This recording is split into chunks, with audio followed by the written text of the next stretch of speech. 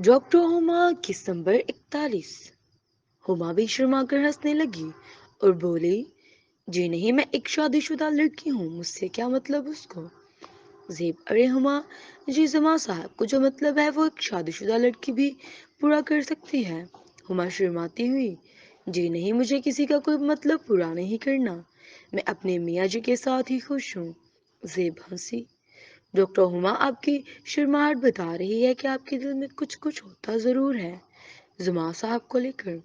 और होता भी है तो क्या हुआ, इन शादीशुदा मर्दों की तरह एक शादीशुदा लड़की को भी पूरी इजाजत है और हक है कि वो भी अपने मनपसंद मर्द से एंजॉय कर सके। उमा हंसने लगी, तो मुझे घर से निकलवाइए। जेब जेब भी इस बात पर हंसने लगी। जेब, डॉक्टर हुमा, एक बात कहूँ, वैसे आप हो बहुत लकी। हुमा मुस्कुराई, वो कैसे।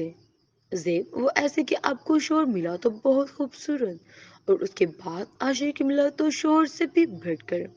हुमा उसकी बात पर शर्मा गई, हंसने लगी।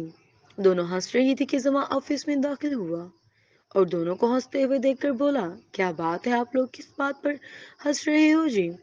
और जेब दोनों एक दूसरे को देखकर मुस्कुराने लगी।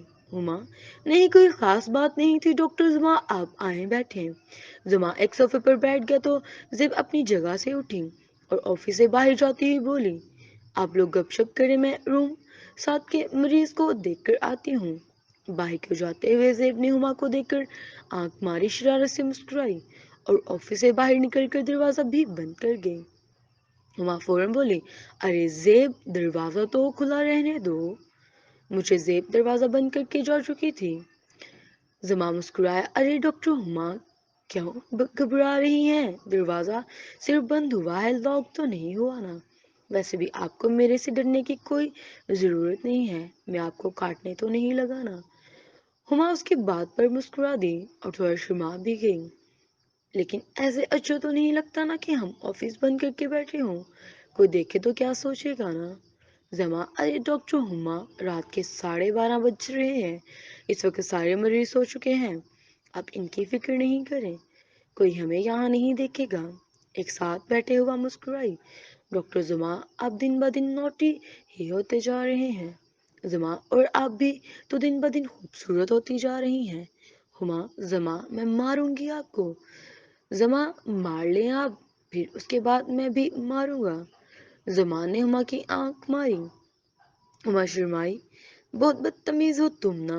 जमा एक लंबी आंख भरते हुए बोला, बस आपके हुस्न और बेनियाजी ने बदतमीज बनने पर मजबूर कर दिया है। हुमा हंसी, जुमा यार, क्या तुम किसी थिएटर थर्ड क्लास के आशिक की तरह भी हेव कर रहे हो।